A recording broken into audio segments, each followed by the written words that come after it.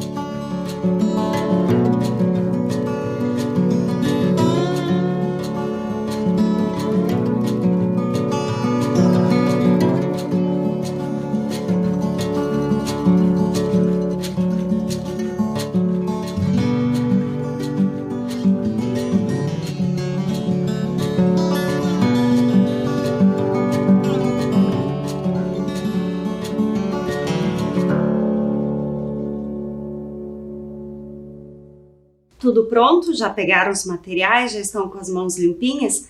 Então agora nós vamos começar a falar do nosso tema, tá? E o nosso tema, lembram? Relações diplomáticas entre o Brasil e a Espanha. E vocês lembram o termo diplomacia, o que quer dizer? Então, diplomacia é a arte de preservar ou defender os direitos e interesses do Estado em uma negociação com governos estrangeiros.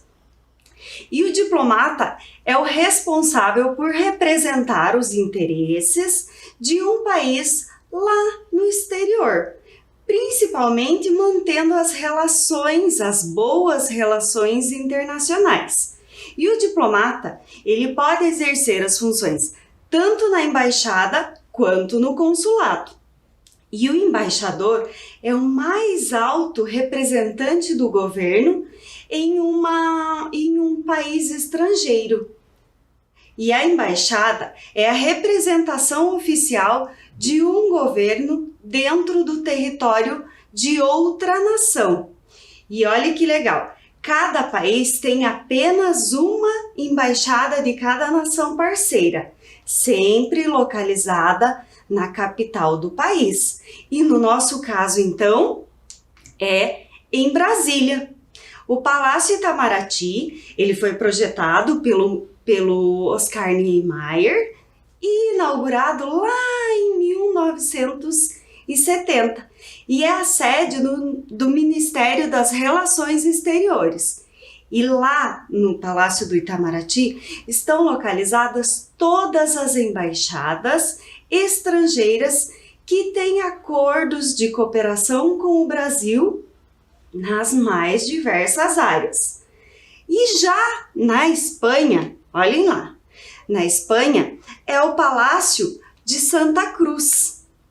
E o Palácio de Santa Cruz foi construído lá há muito tempo, no século XVII. E ele é a sede das relações exteriores e cooperação da Espanha, desde 1938, localizado na cidade de Madrid. E as relações entre o Brasil e a Espanha referem-se às relações bilaterais, e diplomáticas que reforçam os laços históricos, culturais, humanos e políticos.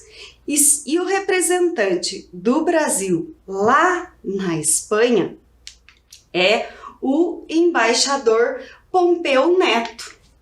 Olhem lá na tela de vocês, esse é o embaixador extraordinário e plenipotenciário do Brasil na Espanha. Por que ele é plenipotenciário? Porque ele tem plenos poderes para representar o Brasil lá na Espanha. Além de representar o Brasil na Espanha, também ele representa o Brasil no Principado de Andorra. Lembra aquele território que eu mostrei para vocês lá no comecinho da aula? Então, ele representa a Espanha e Andorra também, tá? Diferente da embaixada, os consulados podem ter vários postos dentro de um mesmo país, facilitando então o acesso de serviços à população, conterrâneos e estrangeiros. E não há limite de consulados para cada país. E cada consulado tem o seu cônsul, que é o representante maior ali, o cônsul geral. Então, cada um tem o cônsul. E no Brasil, existem também a seção consular da Embaixada da Espanha em Brasília. Vou mostrar para vocês o mapa. Em Brasília, e existe daí o consulado geral em São Paulo, tá? No Rio de Janeiro, Salvador e Porto Alegre. Olhem bem no mapa, porque agora nós vamos falar de nós aqui, ó. E no Distrito Consular de São Paulo, há uma série de consulados e vice-consulados e consulados honorários que colaboram com o Consulado Geral na prestação de serviço. Como vemos no mapa, a demarcação do Consulado Geral da Espanha em São Paulo, essa região que está aqui em vermelho, ela tá englobado ali 3 estados diferentes de 3 regiões do Brasil. Se vocês olharem lá, ó, Mato Grosso do Sul, que é do Centro-Oeste, São Paulo, que é do estado de São Paulo, e nós aqui, o Paraná, da região Sul. Então, o Distrito Consular de São Paulo é responsável por esses 3 estados. E olhem lá, esse é o Consulado Geral da Espanha em São Paulo. Dá pra gente ver ali as bandeiras, né? Então, o nosso consulado honorário aqui presta, né, serviço, então, dentro do Distrito Consular de São Paulo. E o representante, o cônsul geral de São Paulo é o Miguel Gomes de Aranda e Vilém, que está, então, no cargo desde setembro de 2020. E aqui em Curitiba, nós temos uma consulesa, que é responsável pelo consulado honorário da Espanha aqui em Curitiba.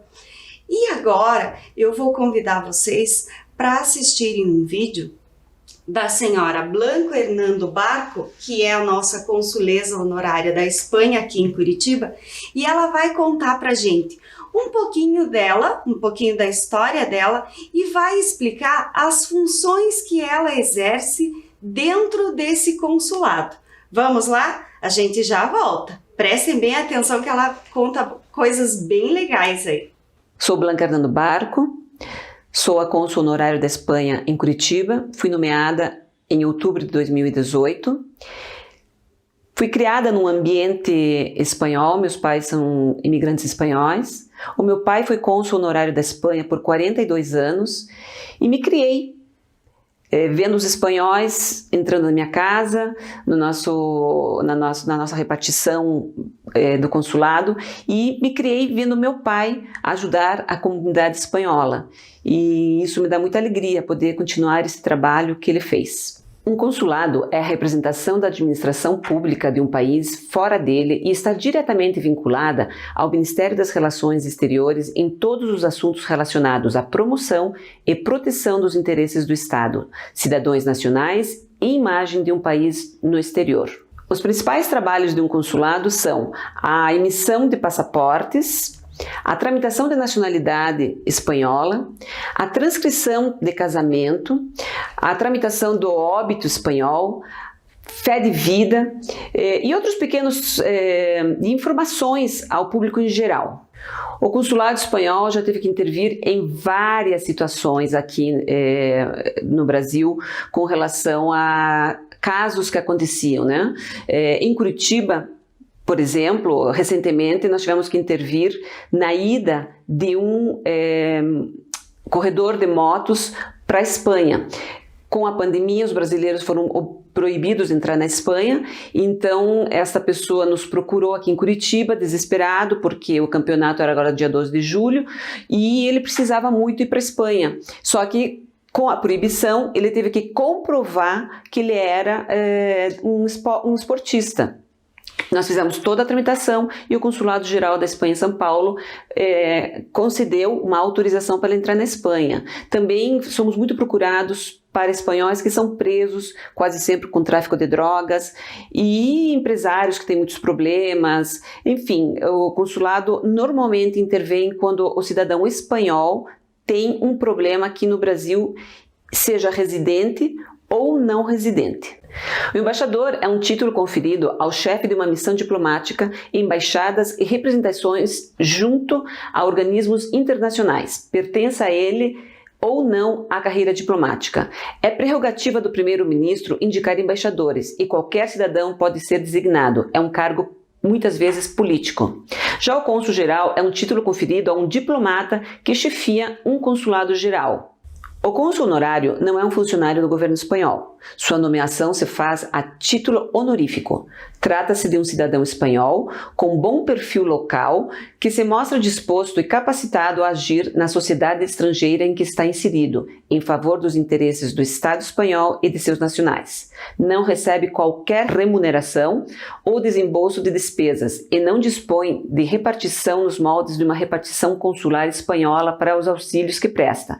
Trata-se de um serviço voluntário para auxiliar a comunidade espanhola residente e, em casos de emergência, os viajantes espanhóis que aqui se encontrem. No meu caso, eu fui escolhida pela colônia espanhola. É um processo, ser cônsul honorário é um processo muito longo e difícil. Uma vez que a colônia espanhola em Curitiba fez um abaixo-assinado, solicitou a minha nomeação, o meu processo demorou 3 anos até que o Estado espanhol me nomeou cônsul honorário da Espanha. Na verdade, os consulados fazemos uma ponte entre os países, entre a Espanha e o Brasil neste caso. Muitas vezes também ajudamos a pessoas que estão passando por aqui, que estão com necessidade, que não conseguem muitas vezes voltar para a Espanha, apesar dos tempos modernos, eles chegam que não têm dinheiro, que perderam o passaporte, tudo isso nós ajudamos as pessoas a fazer. Nem sempre os diplomatas podem fazer aquilo que querem, porque existe uma série de leis que devem ser seguidas. Mas houve uma ocasião, um diplomata que realmente ele não fez aquilo que deveria ter feito, o que estava no papel, mas ele salvou 5.000 vidas. Foi o diplomata Ángel Sanz Brits, na Segunda Guerra Mundial. Ele era embaixador da Espanha em Budapeste, na Hungria, e ele salvou 5.000 judeus do Holocausto. Os judeus, eles iam até a embaixada alegando que eles eram judeus sefardis. Os judeus sefardis é uma ramificação dos judeus que foram expulsos da Espanha em 1492 e são considerados espanhóis. Então este embaixador, vendo a gravidade da situação, eles pediam passaportes para estas pessoas como espanhóis, e assim eles podiam sair da Europa e fugir para outro lugar. Ele foi reconhecido por Israel como justo entre as nações em 1989. Assistiram o vídeo, viram que ela conta as funções dela dentro do consulado? É bem bacana, né? E agora vamos falar um pouquinho do momento em que os espanhóis chegaram aqui no Brasil. E por falar em espanhóis, então, foram vários imigrantes e eles estavam juntos, né? Imigrantes quer dizer, então, que as pessoas saem do seu país de origem e vão morar em um outro país. E a imigração espanhola no Brasil aconteceu em momentos diferentes. Não foi uma vez que os espanhóis chegaram aqui. Não, eles aconteceram lá. No período colonial, nas ondas migratórias do final do século XIX e início do século XX, e dentre as correntes de imigrantes europeus que se dirigiram ao Brasil até 1929, os espanhóis formaram o terceiro maior contingente de imigrantes, superados apenas pela Itália e por Portugal, ou seja, italianos e portugueses. E durante a década de 1930, com a eclosão da Guerra Civil Espanhola, o fluxo de espanhóis aqui no Brasil aumentou. Então, olhem lá, a Segunda Guerra Mundial, que aconteceu lá do período de 1939 e 1945, que foi um impacto gigante para o mundo todo, né? E pensem na Europa ali, os impactos dessa guerra. E a Espanha, além dos impactos da guerra, também sofreram com a ditadura de Francisco Franco, que durou ali mais ou menos 40 anos. E fazendo com que as famílias inteiras, então, deixassem a Espanha para tentar uma vida nova, fugindo, então, da instabilidade financeira, da falta de trabalho, da pobreza e da repressão política. E nas décadas de 1950, 1960, muitas famílias chegaram aqui na nossa cidade, em Curitiba. E a partir daí, se dedicaram a várias coisas, ao comércio, à gastronomia, à construção e também às profissões liberais. E os imigrantes que aqui chegaram, eles sentiam a necessidade de ter um ponto de referência, um local de encontro para quem chegava. Então, fundou-se a Sociedade Espanhola. Aqui até nessa foto vocês podem ver ali, ó, Centro Espanhol do Paraná. No comecinho que eles vieram para cá, foi a Sociedade Espanhola, localizada lá naquela época, na rua João Negrão, em frente à antiga rodoviária de Curitiba, que era o local onde todos os imigrantes chegavam, né?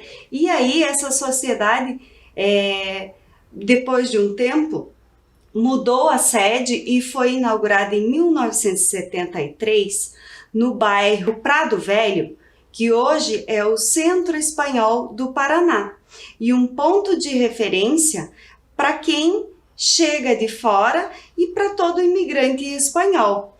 E olha que interessante, esse Centro Espanhol do Paraná, ele tem um grupo folclórico com danças típicas das regiões de Andaluzia, Aragão e Galícia, além de uma companhia de dança flamenca. E olhem lá o que eu trouxe para vocês. A nossa consuleza, ela, além de representar a Espanha aqui em Curitiba, no consulado honorário, ela também é professora e diretora do grupo folclórico. E eu trouxe para vocês um vídeo que é riquíssimo. Prestem atenção em cada detalhe, até no cenário, que ela vai mostrar pra gente. Então eu vou deixar vocês com esse vídeo e a gente já volta, tá bom?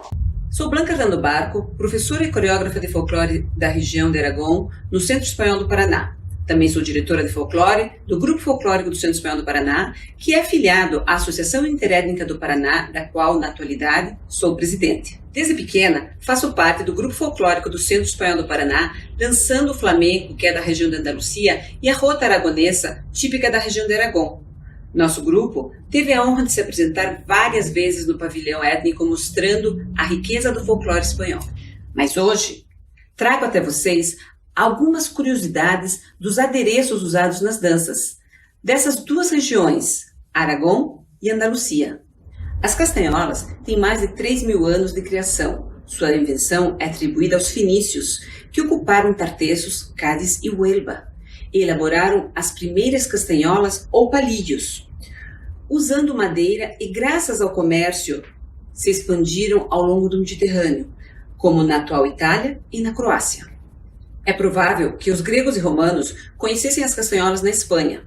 Os gregos as faziam de ossos e as chamavam de krusmata ou cróstalos, e eram usados para cerimônias religiosas e ritos festivos. Mas foi na Espanha onde esse instrumento conseguiu ter seu espaço na cultura, adquirindo uma notável importância em seu folclore e principalmente para a música. Sua posterior evolução ocorreu durante a Idade Média. Se popularizou muito na França, conhecida como marronettes, palavra que equivale a castanhas pequenas, muito parecidas às castanholas atuais. Elas eram ajustadas com um cordão no polegar e no dedo médio. Na Espanha, as castanholas começaram a adquirir importância nas danças populares a partir do século XV. A palavra castañuelas é um termo espanhol não anterior ao século XV, quando começaram a adquirir muita importância nas danças populares, e ainda também foi muito popular a palavra castanhetas, que derivava do francês castagnette ou do italiano castagnetta. Sem dúvida alguma, o termo castanholas deriva da palavra castanha, devido ao parecido do formato que esse instrumento tem a esse fruto. As castanholas são um instrumento de percussão, fabricado originalmente com madeiras, e são consideradas patrimônio nacional e instrumento do país. Castanholas ou palillos, como normalmente são chamadas em Andaluzia. A castanhola espanhola é a única que evoluiu através do tempo, ao contrário do que aconteceu com os demais países, onde permanece a sua forma original. Na Espanha, foi mudando, adaptando-se às necessidades dos intérpretes ou do bailarino, até adquirir a forma ideal para a boa execução dos ritmos acompanhando o canto ou a dança. As castanholas são utilizadas tanto para o flamenco como para as danças tradicionais do folclore espanhol. Por isso, encontramos vários tipos e formatos de castanholas. As do flamenco e as das danças espanholas ou a da jota. Variam às vezes o desenho delas, mas algo é muito característico, é a forma de ajustar a castanhola. No flamenco sempre são ajustadas por um cordão e a castanhola é colocada no polegar.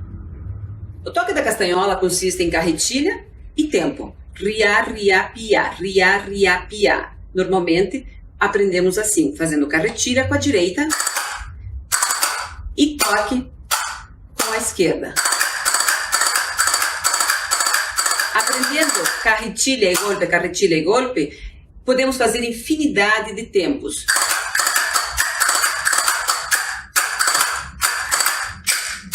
O uso das castanholas nas danças folclóricas não utiliza o cordão para o ajuste, e sim elástico. No caso, eu toco a rota aragonesa. A castanhola é colocada no dedo do meio e o toque é por impulsão.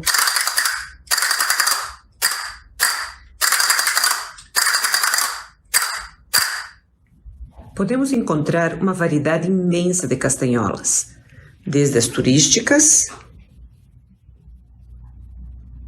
até as profissionais.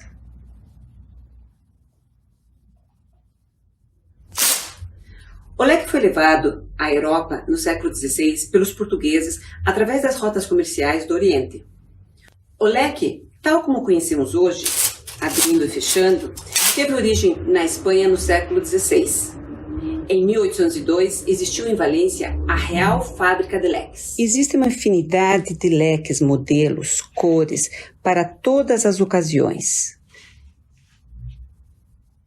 Dos mais simples aos mais elaborados, aqueles pintados à mão e até aqueles para dias de casamento. O leque é um adereço muito utilizado na dança flamenca e na dança espanhola. É um leque especial chamado de pelicón.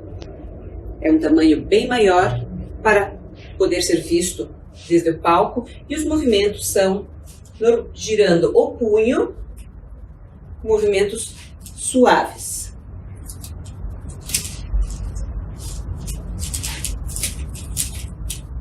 A peineta é um ornamento feminino para o cabelo que consta de um corpo convexo e um conjunto de pontas que se encaixam no coque. Alguns vestígios de peinetas foram achados na escultura de La Dama de Elche, em Alicante, que data do século IV a.C. Mas foi só a partir do século XVII que a peineta se popularizou e se estendeu pelos territórios hispânicos e principalmente no México e Nápoles. Na Espanha, começou a ser usada desde o final do século XVIII, principalmente em casamentos, batizados, procissões, espetáculos tradicionais e espetáculos da música flamenca ou folclore. Podemos encontrar uma variedade imensa de peinetas, peinecilhos, em todos os tipos e cores que podemos imaginar, para todos os gostos. As peinetas podem ser usadas também nos trajes folclóricos, como é o caso da rota aragonesa.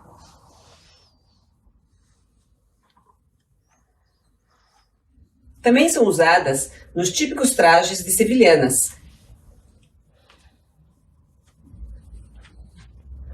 As peinetas também podem ser utilizadas nos trajes de flamenco. E também muito usada em casamentos pela mãe do noivo. Não é um sinal de luto, e sim indicando que ela é a madrinha. Também muito usada por noivas no dia do seu casamento.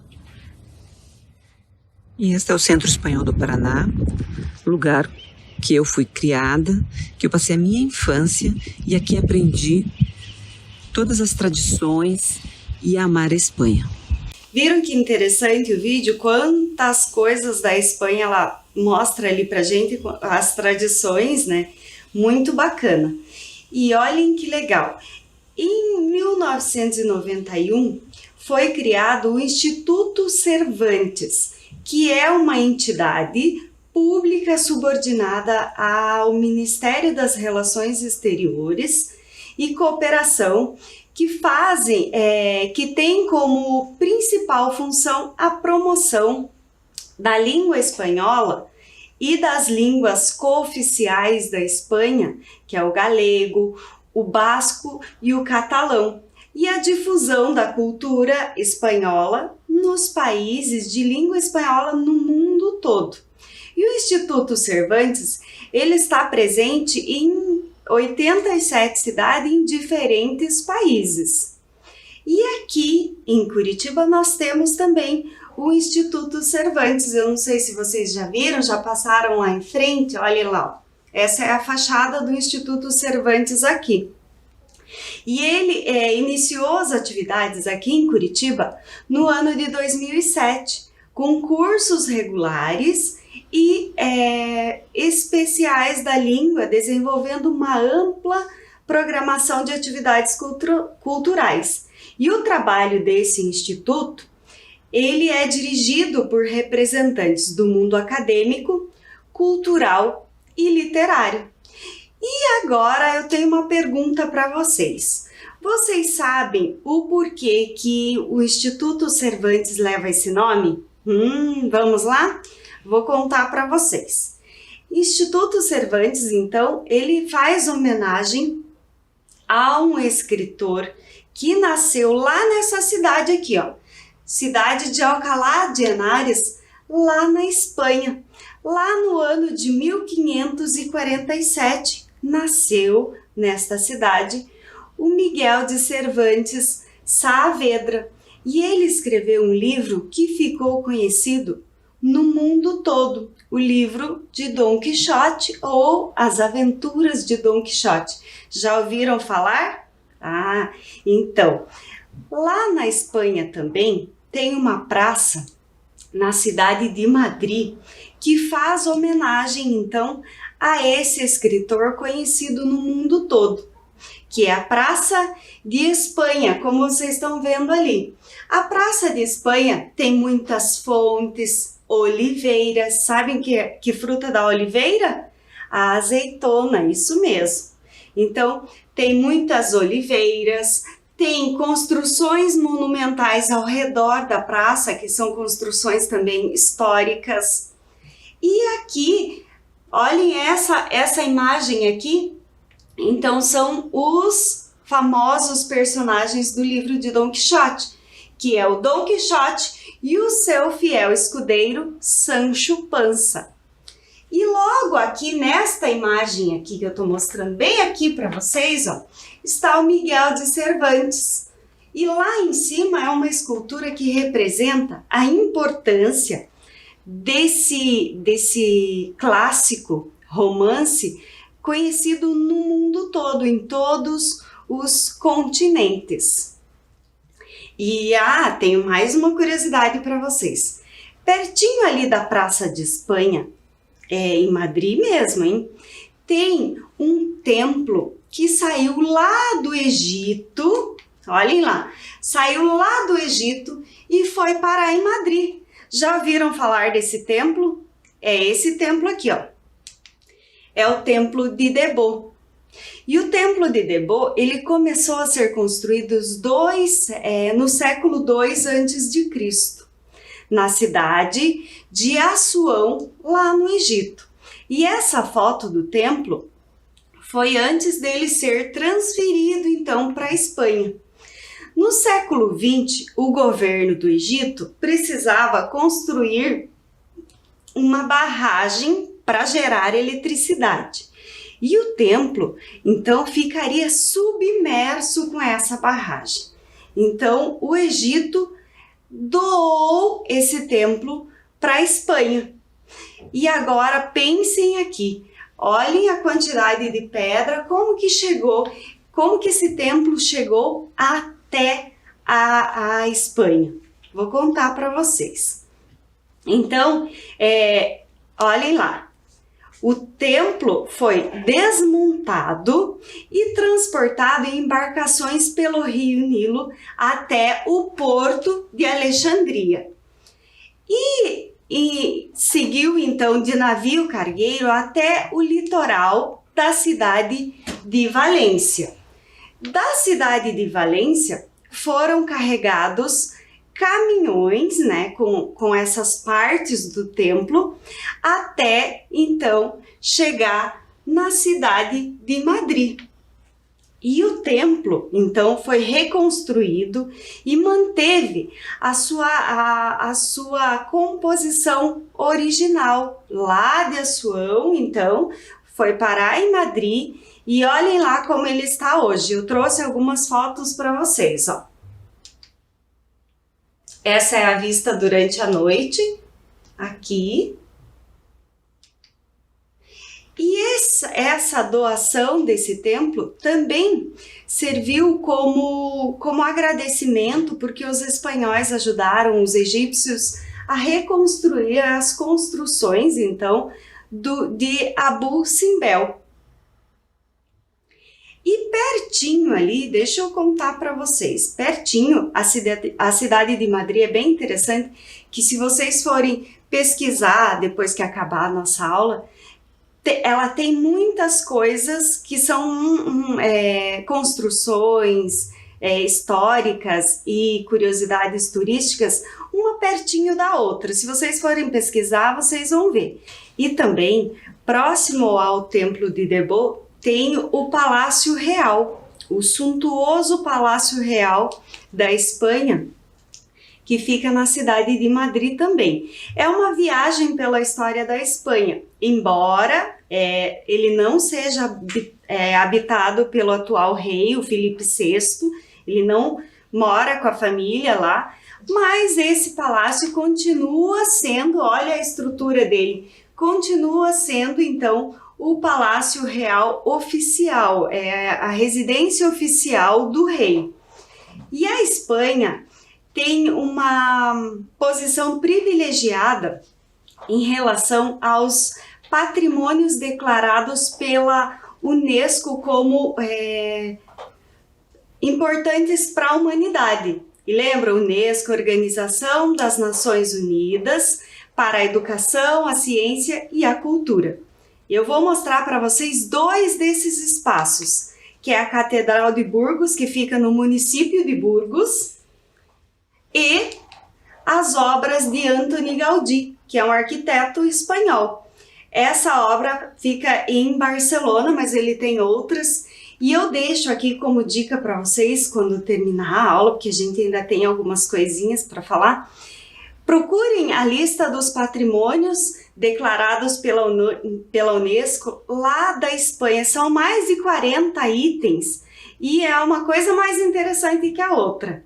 E sabiam que aqui em Curitiba tem uma praça também que faz homenagem aos imigrantes espanhóis?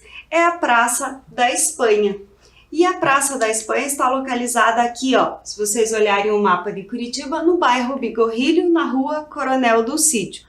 Mas antes de ser praça, esse terreno era uma chácara chamada Jucaluz e eram criados cavalos de raça. Depois teve experiência com pomicultura, que é a criação de árvores frutíferas. Depois disso, o terreno foi doado para a prefeitura e a prefeitura transformou esse local numa praça. E o primeiro nome da praça foi Praça Áurea. Depois, essa praça fez homenagem ao pai da pintura paranaense, que é Alfredo Andersen. Depois, lá em 1956, há quase 70 anos, a praça então foi transformada em Praça da Espanha. E a Praça da Espanha, olhem que interessante, ela faz homenagem então aos espanhóis, aos imigrantes espanhóis, e as pinturas da praça têm relação com as cores da bandeira da Espanha. Olhem que legal. Além disso, as paredes em arco que vocês estão vendo aí na tela, além das cores, né, tem as paredes em arco que fazem referência à arquitetura mourisca. E a arquitetura mourisca faz referência à arquitetura islâmica desenvolvida no norte da África e em partes da Espanha e Portugal. E a praça também conta com um parquinho e um palco. E esse palco é utilizado para eventos culturais, como dança, música, teatro. Na praça também temos homenagem ao escritor espanhol Miguel de Cervantes. Além do busto do Miguel de Cervantes, tem o Centro Cultural que leva o nome dele. Olha lá, Centro Cultural Miguel de Cervantes. E dentro do Centro Cultural de Miguel de Cervantes tem o Ateliê La Mancha e a Sala Dom Quixote. Lá, nesse espaço, são oferecidos cursos para a comunidade para várias idades. Além disso, claro, temos também a Casa da Leitura, que faz parte do Centro Cultural de Miguel de Cervantes. Ela era antes o Farol do Saber e agora é a Casa da Leitura, que está integrada ali nesse centro. Quanta coisa a gente viu, não é mesmo? Vimos lá desde as relações diplomáticas do Brasil com a Espanha, já vimos curiosidades da Espanha para a gente conhecer um pouquinho, para entender o porquê que nós aqui fazemos homenagem aos imigrantes espanhóis. E agora eu vou propor para vocês uma atividade. E essa atividade, então, lembra os materiais que eu falei lá no comecinho? Nós vamos começar essa atividade aqui. Eu vou pegar os materiais para a gente fazer, eu vou começar aqui e aí vocês vão terminar em casa, combinado? Então vamos lá para a nossa atividade? Eu vou propor para vocês, para a gente criar uma cápsula do tempo. O que é uma cápsula do tempo? Eu vou explicar para vocês como é que a gente faz e aí vocês seguem em casa fazendo depois. A cápsula do tempo, quando a gente abrir essa cápsula, a gente volta ao passado. Mas agora, olhem lá. Então eu peguei aqui, lembra o papel cartão? Peguei lá 30 centímetros do papel cartão. Por que tão grande assim? Porque aí aqui a parte de baixo, a gente vai colar aqui e a parte de baixo depois a gente corta para dobrar e colar para ficar um fundo igual esse aqui, ó. Do mesmo papel eu fiz aqui. E a tampa, eu fiz uma tampa, mas se vocês não quiserem fazer no mesmo formato, aqui em cima, dá também, porque aí essa cápsula vai ser fechada com fita, tudo certinho. Então, por isso que eu falei que se vocês tiverem um rolo de guardanapo também dá, porque daí a gente só fecha ele. O que a gente vai guardar na nossa cápsula do tempo? Então, vocês vão pegar a folha em branco de vocês e vão anotar lá o nome, a data, podem pôr o horário e eu vou pedir para vocês a primeira coisa. Colocar dentro tudo que vocês escrever, um pequeno texto, e colocar aqui dentro tudo que vocês aprenderam neste dia de hoje, tá? Tudo que vocês acharam que foi mais importante, se vocês foram pesquisar alguma coisa na internet, incluam nesse texto detalhes, podem colocar detalhes, enrolem o papel e coloquem aqui. Outra coisa que eu vou pedir para vocês também é para que vocês façam, podem fazer esse em tópicos ou se quiserem, quem gosta de escrever bastante pode também. Escrever numa folha como que está a vida de vocês hoje, qual a relação de vocês com os familiares, a gente já falou bastante dessa questão de se relacionar, então coloquem a relação de vocês com os familiares, com a escola, então escrevam tudo que vocês estão pensando aí, relatem e guardem. Ai, professora, eu queria guardar alguns objetos. Se for objeto pequeno, dá para guardar. O interessante nessa atividade é que vocês escolhem um tempo. Vocês podem escolher, então, eu quero abrir no final do ano. Eu vou abrir daqui 2 anos. Então, vocês vão estipular isso e aí vão fechar. Vocês podem pegar lá a fita adesiva de vocês, guarda tudo que for de interessante, fecha bem essa cápsula e guarda num lugar bem escondido. E aí, ao final do tempo, pode ser o final do ano, vocês vão abrir e voltar ao passado e descobrir o que aconteceu, tá? Então, essa é a atividade, vocês podem continuar fazendo. Infelizmente, o meu tempo acabou. Eu deixo um enorme abraço para vocês, se cuidem e até o nosso próximo encontro.